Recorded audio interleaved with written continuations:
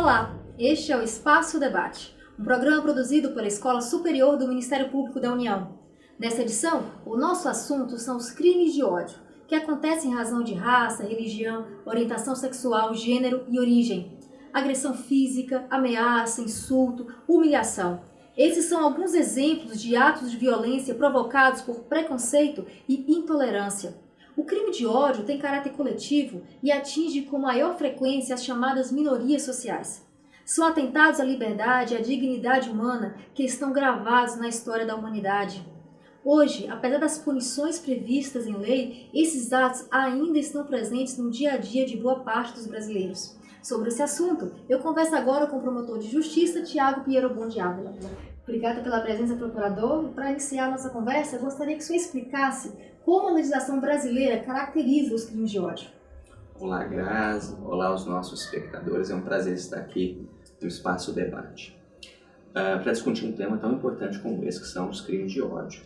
A legislação brasileira não tem uma tipificação específica para crimes de ódio. Essa é uma construção que vem da sociologia, passa pela crítica do direito, de reconhecimento que várias formas de alguns determinados crimes podem ser motivados em razão do preconceito, da discriminação. Portanto, são taxados de crimes de ódio. Seria o exemplo dos crimes de racismo, que estão previstos na Lei 7.716, de 1989. Associado ao racismo, nós temos também a injúria racial, prevista no Código Penal, no artigo 140, parágrafo 3º. E temos ainda outras modalidades de crimes que podem ter motivação discriminatória, como, por exemplo, a violência contra a mulher, de uma forma geral, pode ser concebida como uma relação de discriminação do masculino para com o feminino, dentro de uma relação de poder historicamente construída. Temos ainda os crimes motivados por intolerância religiosa, temos notícias de crimes de agressão praticados contra espíritas, às vezes até contra pessoas que são ateus, contra as religiões minoritárias, seja Noye, Santo Daime, etc. Temos ainda os crimes com motivação homofóbica, praticados pela intolerância em razão de uma orientação sexual que diverge do padrão hegemônico. Enfim, outras formas ainda, crimes praticados contra pessoas em situação de rua, linchamentos coletivos. Em última análise, tudo é manifestação de um fenômeno maior, que é o fenômeno do preconceito, da discriminação, da intolerância para com aquele que é diferente, aquilo que se entende como majoritário ou, eventualmente, como, entre aspas, normal. O que leva as pessoas a cometer esses atos de violência contra essas minorias? É exatamente essa incapacidade de dialogar com o diferente. Esse entendimento de que eu sou certo, quem pensa diferente de mim é errado, quem age diferente de mim deve ser errado, eu estou numa posição superior, aqueles que são diferentes de mim devem estar numa posição inferiorizada e, portanto, normaliza-se um conjunto de violências. É bom indicar que a sociedade brasileira ela é historicamente marcada por um conjunto muito fortes de fatores de discriminação. Infelizmente, somos uma sociedade machista que ainda hierarquiza as pessoas pelo sexo, pelo gênero. Homens são mais valorizados na nossa sociedade que mulheres, ganham salários maiores do que as mulheres estão expostas a um conjunto de jornadas de trabalho e de violências que são normalizadas na nossa sociedade. Somos uma sociedade racista que, infelizmente, mais de um século depois da abolição da escravidão, ainda hierarquiza as pessoas pela sua cor de pele. As estatísticas claramente indicam que as pessoas que são negras têm uma taxa de inserção no mercado de trabalho menor, recebem salários menores do que as pessoas que são brancas. A violência contra a população negra é muito mais acentuada. As estatísticas indicam que enquanto os homicídios de pessoas brancas diminuem, os homicídios de pessoas negras infelizmente aumentam. Então somos sim sociedade racista que, ainda que inconscientemente, normaliza esse conjunto de violências. Somos uma sociedade elitista que valoriza mais as pessoas pelo seu poder econômico e, portanto, discrimina aquelas pessoas que têm um poder econômico menor. Somos uma sociedade adultocêntrica que valoriza os adultos que têm poder de consumo e, em certa medida, colocam nas margens as crianças e os idosos, são pessoas que estão à periferia dessa sociedade. Somos uma sociedade homofóbica, enfim, há vários marcadores de discriminação e que, ainda que inconscientemente, eles guiam as relações sociais e, em alguns contextos, acabam normalizando essas violências praticadas contra essas minorias. Por que os crimes de ódio são considerados crimes coletivos, crimes sociais? Exatamente porque quando uma pessoa pratica um crime com essa motivação, ela não está praticando um crime porque ela teve a ideia de praticar aquele crime. Não é um ato biológico ou psicológico daquele indivíduo. Ele é um ato que é motivado por um conjunto de valores que é partilhado por um determinado segmento da sociedade, que tem uma explicação histórica, cultural, social. Muitas vezes são até motivados, né, por esse conjunto de valores partilhados na sociedade. Por isso que é importante, se pretendemos enfrentar os crimes de ódio, nós temos que trabalhar também numa perspectiva social, no âmbito especialmente da prevenção desses crimes, a prevenção à violência contra a mulher, a prevenção ao racismo, a prevenção à discriminação contra as pessoas das classes mais baixas, as pessoas hipossuficientes, para que nós possamos criar uma nova cultura que parta do pressuposto da igualdade de todas as pessoas. O importante destacar é que os crimes de ódio, eles são um verdadeiro câncer para a democracia, porque eles minam o grande pilar da democracia, que é a igualdade de todas as pessoas. E como é que se dá a atuação do Ministério Público no combate a esses crimes de ódio? O Ministério Público tem uma atuação muito importante, tanto no viés preventivo, como também na linha repressiva. O viés preventivo como? Como é que vocês trabalham preventivamente? O Ministério Público ele tem a atribuição de promover a fiscalização pelo respeito dos direitos fundamentais. Essa é a grande atribuição do Ministério Público, segundo a nossa Constituição. Portanto, nessa linha, o Ministério Público fiscaliza as ações do Executivo de promoções de campanhas educativas, de educação para o respeito dos direitos humanos, por exemplo, fiscalizando a aplicação do artigo da Lei Maria da Penha, que exige que nas escolas haja educação para a equidade de gênero, no sentido de não ter uma educação que valorize papéis estereotipados entre homens e mulheres, mas que reconheça que a mulher pode ter liberdade na sociedade para ter uma vida em igualdade de condições com os homens. E outras linhas de atuação também na esfera preventiva em todas essas áreas. O senhor falou que hoje as pessoas elas se manifestam como ondas, digamos assim. A internet, ela contribui para esse aspecto? Infelizmente, o que nós temos assistido é que a internet ela potencializou as relações sociais. Potencializou para o bem e, infelizmente, também potencializou para o mal. Então, aquilo que muitas vezes as pessoas falavam dentro de casa ou numa conversa de boteco, hoje as pessoas estão tendo liberdade para, numa rede social, falar aquilo que lhes passa a cabeça sem nenhum pudor. Isso por causa do anonimato que a internet propicia? Em alguns contextos, sim, né? Em blogs, mas mesmo nas redes sociais, quando as pessoas criam um perfil com o seu próprio nome, existe uma falsa ilusão de privacidade numa conversa numa rede social. Mas é uma falsa ilusão, porque aquilo que é postado ali, o amigo vai curtir, vai encaminhar para todos os amigos dele, e na verdade o que se coloca na internet hoje é declaração pública. E o que é mais sério, declaração pública documentada e rastreável. Então as pessoas às vezes têm a ilusão de que o que é feito na internet é uma terra de ninguém que não vai ter consequências. Isso não é verdade. Hoje nós já temos instrumentos mais sofisticados de investigação de crimes praticados pela internet. É possível recorrer ao judiciário para fazer a quebra do sigilo dessas informações. De forma geral, o judiciário, assim como os provedores de internet, têm sido muito solícitos nas demandas do Ministério Público e já temos diversos casos de condenações criminais de crimes que foram praticados no âmbito da internet, seja de racismo, seja de incitação, prática de crime, etc. Então é muito importante que as pessoas, ao vislumbrarem a prática de um crime na internet, alertem a pessoa da seriedade daquela sua conduta e façam a comunicação aos órgãos públicos para que possam proceder às investigações. Nesse período de crise política, parece que os ânimos estão exaltados e há uma proliferação de discurso de ódio por todos os lados, né? Qual é o limite da liberdade de expressão? Bom, a liberdade de expressão é um dos pilares da democracia brasileira. Não é possível ter democracia se as pessoas não puderem expressar as suas opiniões sobre os diversos assuntos da vida social.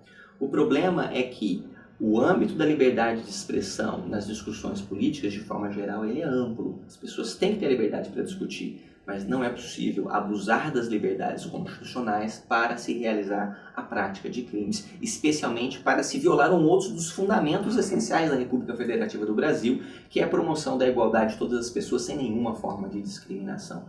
Então, não existe tolerância para a Constituição para a prática de discursos de ódios a pretexto de se estar exercendo liberdade de expressão. Não se pode falar, eu odeio negros e essa é a minha opinião e eu tenho o direito de expressar essa é a minha opinião. A Constituição não permite essa liberdade de expressão para incentivar a prática de crimes contra outras pessoas. Portanto, é importante que as pessoas tenham essa noção de que não podem, a pretexto de emitir opiniões, incentivar a discriminação. O senhor falou que o Brasil possui várias leis, né?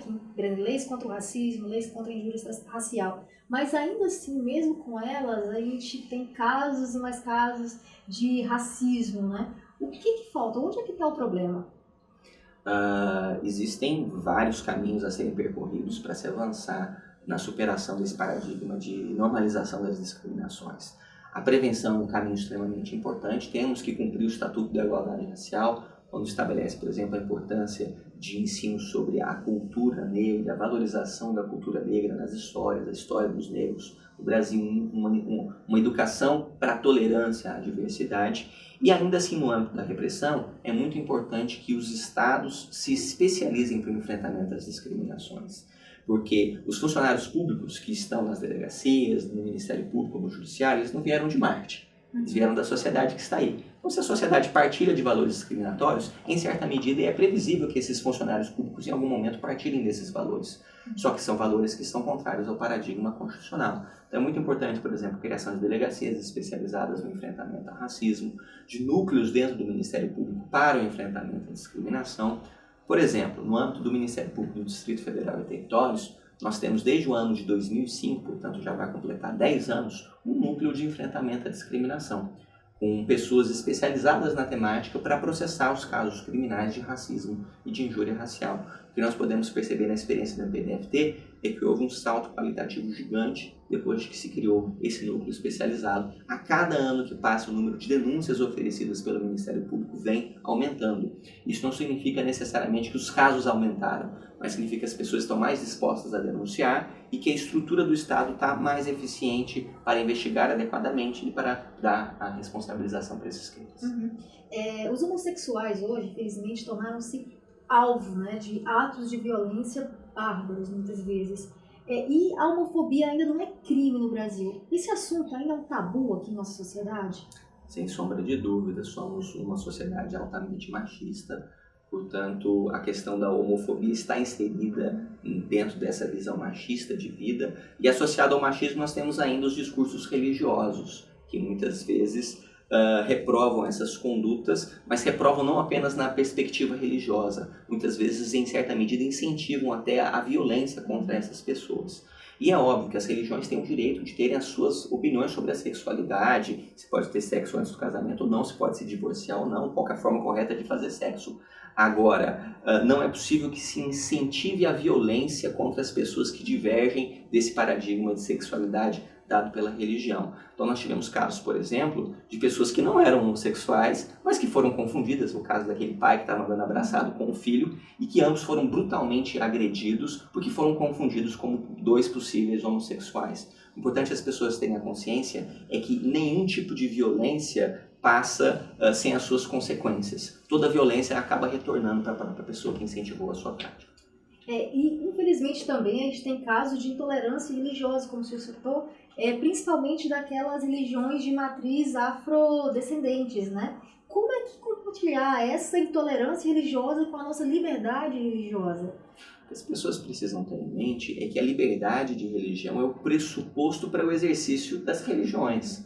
No Brasil nós somos um país majoritariamente cristão. Mas em outros países, outras religiões são majoritárias. E nesses países os cristãos sofrem perseguição, muitas vezes são assassinados, degolados por exercerem, para professarem a sua religião. Então, o que é importante ter em vista é que para sermos um país coerente com os nossos princípios, temos que respeitar a religião de todas as pessoas, inclusive daquelas que não estão alinhadas àquele padrão que é majoritário. Portanto, espíritas, religiões alternativas, orientais, as religiões de matriz africana, mesmo que a pessoa não compactue com a visão religiosa dessa pessoa, é importante que vivamos numa sociedade que aceite essas pessoas como elas são, porque esse espaço de liberdade é o pressuposto para se professar as diversas religiões. Promotor, para quem está nos assistindo e foi vítima de um crime de ódio, como é que ela deve proceder? Qual a orientação que a gente deve passar para ela?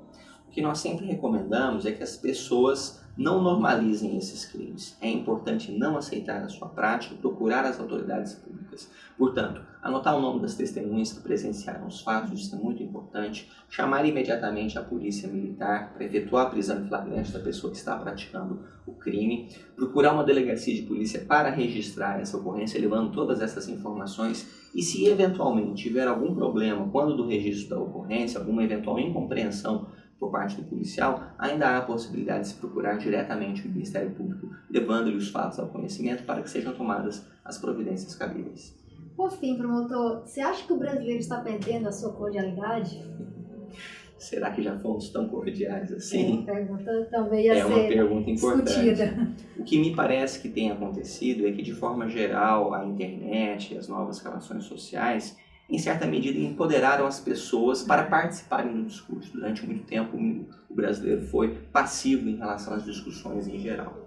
Então, as pessoas estão participando mais dos discursos, afirmando mais as suas opiniões, o que, a princípio, é algo muito positivo para a construção de um novo modelo de democracia. Nós ainda estamos aprendendo a lidar com mais responsabilidade com essa liberdade de expressão. E muitas vezes as pessoas, a pretexto de protestarem, de reclamarem pelos seus direitos, acabam abusando numa intolerância com aquelas pessoas que pensam de forma divergente. E o que nós precisamos ter em mente é que democracia ela envolve o diálogo e a divergência. A divergência é inevitável, muitas vezes ela é até saudável para construções de respostas e soluções melhores para o futuro. Então, de forma geral, o que nós temos assistido é um número crescente de denúncias de crimes de ódio e de uma potencialização desses fatos pela internet. Então, Tiago, muito obrigada pela conversa, por estar participando aqui do nosso Espaço Debate. Foi um prazer aos nossos telespectadores e até uma próxima. O Espaço Debate fica por aqui. Obrigada pela audiência e não se esqueça, você pode nos enviar críticas ou sugestões pelo e-mail debate@escola.mpu.mp.br. Participe e confira os outros vídeos da escola no YouTube. Até a próxima!